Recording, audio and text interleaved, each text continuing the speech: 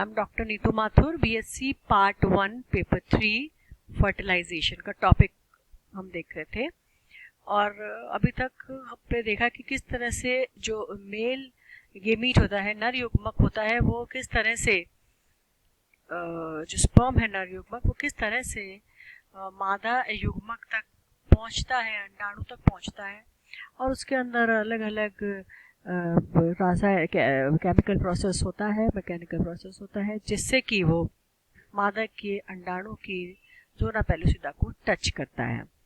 उसमें उसकी होने वाली स्पर्म में होने वाली इन प्रक्रियाओं को हम कैपेसिटेशन बोलते हैं।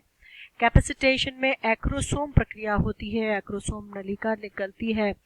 और एक्रोसोम नलिका के पीछे एक्रोसोमल ग्रेन्यूल जो है वो मार्ग बनाता हुआ केंद्रक को अंडाणु की झिल्ली तक लेकर आता है और फिर अंडाणु की झिल्ली को भेद कर जो स्पर्म का शुक्राणु का केंद्रक है वो किस तरह से अंडाणु के अंदर छोड़ दिया जाता है। अब नेक्स्ट हम देखते हैं egg activation and cortical reaction, यानी कॉर्टिकल प्रक्रिया और अंडाणु का एक्टिवेशन या अंडाणु के अंदर किस तरह से प्रक्रियाएं चालू होती हैं। प्रायर टू फर्टिलाइजेशन मतलब कि निषेचन के पूर्व जब दोनों नर और मादा केंद्रकों का संलयन होता है, उससे पूर्व हम जानते हैं कि जो अंडाणु है वो द्वितीयक मेयोटिक या अर्धसूत्री विभाजन पर ही रुक जाता है। अंडाणु जो है वो उस समय मेटाफेज जो होती है द्वितीय अर्धसूत्री विभाजन की मेटाफेज अवस्था में ही होता है। लेकिन जैसे ही स्पर्म का जो न्यूक्लियस है, स्पर्म जो बाइंड करता है, वैसे ही अंडाणु के अंदर रैपिड चेंजेस होते हैं और उसके अंदर और विभाजन की प्रक्रिया होती है केंद्रक के अंदर, और इसी को हम अंडाणु का उद्दीपन या एग एक्टिवेशन कहते हैं।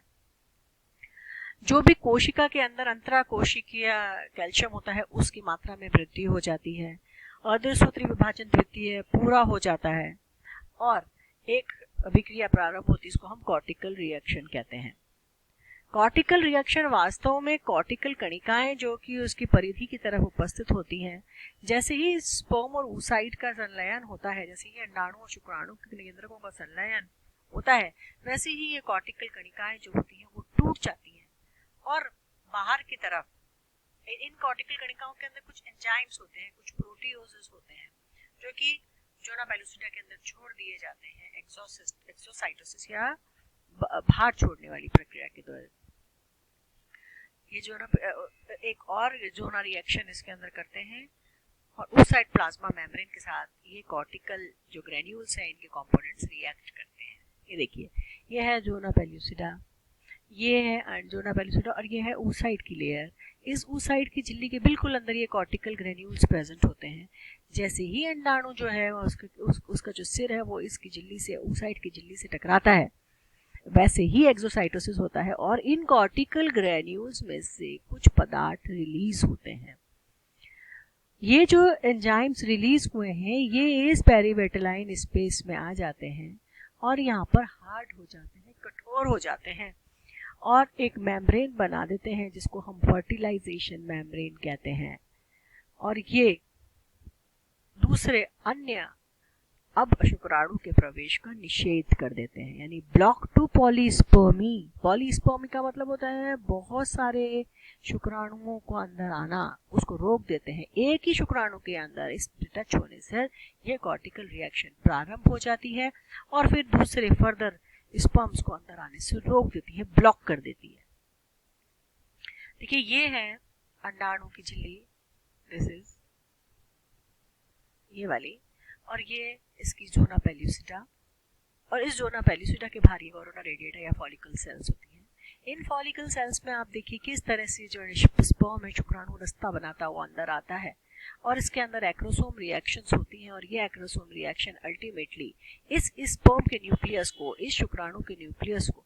इस एग मेम्ब्रेन के अंदर, ज़ोना पेलुसिडा के भी अंदर, अंडाणु के अंदर साइटोप्लाज्म में छोड़ देते हैं। जैसे ही ये इस पर टकराता है, इसकी झिल्ली से अटैच होता है, वैसे ही ये कॉर्टिकल ग्रेन्यूल्स जो हैं, ये कॉर्टिकल ग्रेन्यूल्स बर्स्ट हो जाते हैं और इस ज़ोना पेलुसिडा की जो स्पेस है यहाँ पर इस अपने एंजाइम को छोड़कर एक लेयर बना लेते हैं जिसको हम फर्टिलाइजेशन मेम्ब्रेन बोलते हैं। अब दूसरा शुक्राणु इसमें प्रवेश नहीं कर पाता।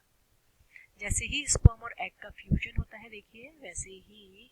इसकी झिल्ली के अंदर डीपोलराइजेशन होता है, विध्रुवीकरण होता है,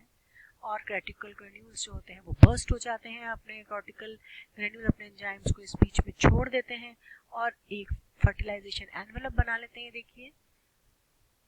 और इसमें पॉलीस्पर्मी का ब्लॉकेज हो जाता है। ये सब अभी हमने पढ़ा diagrammatic representation.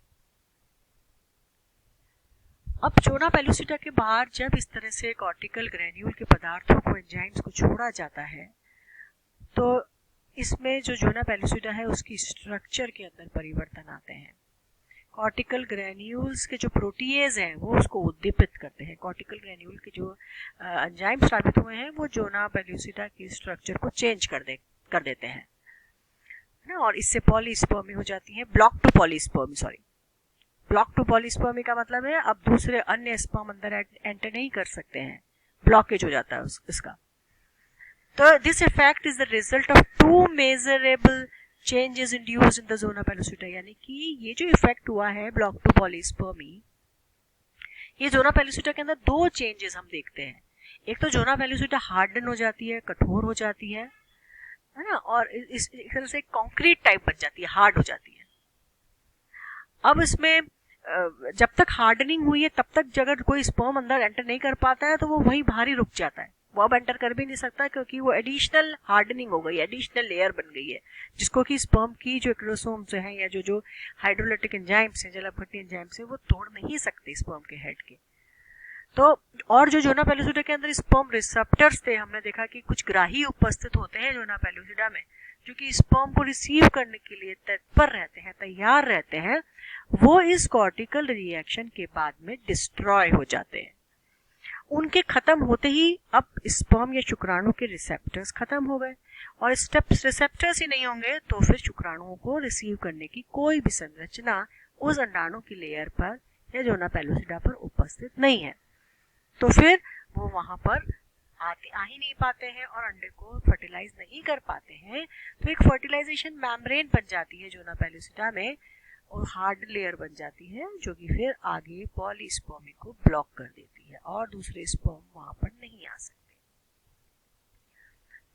Post fertilisation events जो होते हैं वो भी काफी सारे पोस्ट फर्टिलाइजेशन इवेंट्स होते हैं। जैसे ही स्पर्म जो है वो oocyte के साथ मिलता है,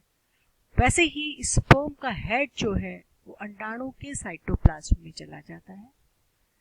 जो न्यूक्लियस का एनवेलप था स्पर्म में हम देखते हैं कि जब तक स्पर्म के अंदर न्यूक्लियस रहता है उसके चारों तरफ एक आवरण रहता है, वो आवरण स्पर्म के न्यूक्लियस के oocyte में एंटर करने के बाद डिसअपियर हो जाता है, आवरण खत्म हो जाता है, और उसके अंदर केंद्रक में जो क्रोमेटिड पदार्थ है वो फिर लूज हो जाता है,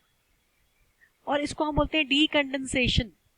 डीकंडेंसेशन का मतलब जो बंधे हुए थे क्रोमेटिन पदार्थ फैल जाते हैं।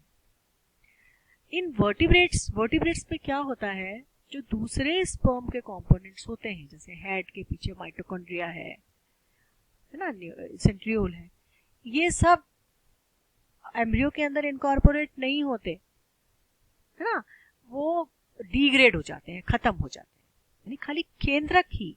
जो भी आवरण रहित होता है क्रोमेटिन पदार्थ ही खाली अंडाणु के केंद्र से संलयित होता है। अब जो क्रोमेटिन है दोनों का ही, स्पर्म का और एग का, दोनों का ही जो क्रोमेटिन है वो दोनों एक साथ ही एक कॉमन मेम्ब्रेन के अंदर बंद हो जाता है। यानी एक कॉमन मेम्ब्रेन जो है, एक कॉमन झिल्ली जो है, वो अंडाणु के क्रोमेटिन पदार्थ को और शुक्राणु के क्रोमेटिन पदार्थ को ही चारों तरफ से घेर लेती है। एक तरह से एक केंद्र की आवरण उनका होता है जिसके अंदर, और जो अब वो न्यूक्लियस बना है जो दोनों के संलयन से बना है, दोनों केंद्रकों के, मादा और नर केंद्रक, यानी कि स्पर्म न्यूक्लियस और oocyte का जो न्यूक्लियस है, अंडाणु का जो न्यूक्लियस है, उनके दोनों के संलयन से जो एक न्यूक्लियस बना है उसको हम प्रोन्यूक्लियाई कहते हैं। यानी इस प्रोन्यूक्लियाई के अंदर जो गुणसूत्रों की संख्या है वो पूरी डिप्लॉइड है, क्योंकि आधे नर से आए हैं और आधे मादा से आए हैं। अभी इस समय हैप्लॉइड जीनोम ही है, ईच प्रोन्यूक्लियस के अंदर तो हैप्लॉइड जीनोम ही है, ठीक है। They migrate together, their membranes break down. जब तक उनकी झिल्लियां अलग अलग है, जब तक वो न्यूक्लियस अलग अलग है, तब तक हैप्लॉइड ही है वो, ठीक है। जब उनकी झिल्लियां टूटती है न्यूक्लियस की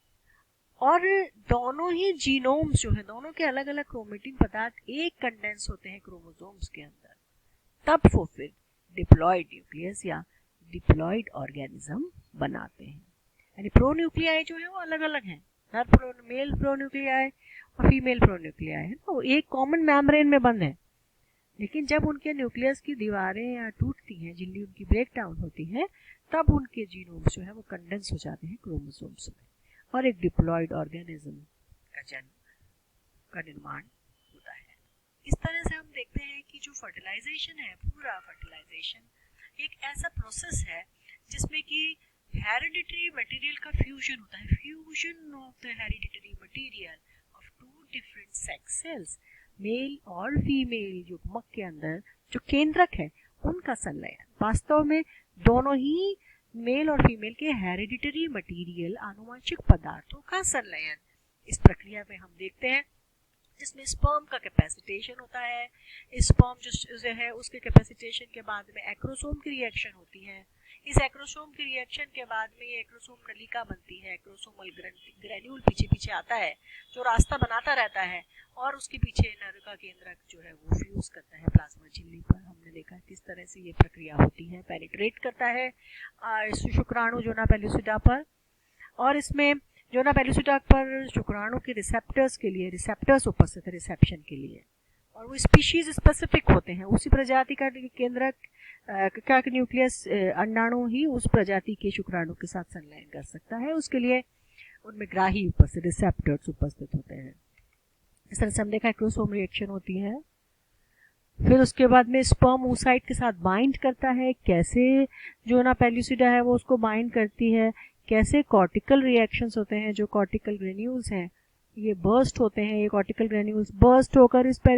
दोनों के बीच में जो ये स्पेस है, पेरिविटिलाइन स्पेस जो है जोना पेलुसिडा में, वहाँ पर एक हार्ड सी लेयर बन जाती है, फर्टिलाइजेशन मेम्ब्रेन बन जाती है। ये फर्टिलाइजेशन मेम्ब्रेन जो है वो हार्ड होकर पॉलीस्पर्मी को ब्लॉक करती है, ब्लॉक टू पॉलीस्पर्मी, इस तरह से प्रक्रिया होती है, और फिर दूसरे स्पर्म अदर पेनिट्रेट नहीं कर पाते हैं, इस तरह से देखिए, और फर्टिलाइजेशन की प्रक्रिया पूर्ण होती है। पोस्ट फर्टिलाइजेशन इवेंट्स पे हम देखते हैं किस तरह से प्रोन्यूक्लियाई बनते हैं, और जो भी प्रोन्यूक्लियाई बने, इन प्रोन्यूक्लियाई की मेम्ब्रेन टूटने के बाद में एक डिप्लॉयड ऑर्गेनिज्म बन जाता है। यहाँ पर एक और इम्पोर्टेंट बात है कि इस पे मेम्ब्रेन का डीपोलराइजेशन और रीपोलराइजेशन, ध्रुवीकरण और विध्रुवीकरण की जो प्रक्रिया है वो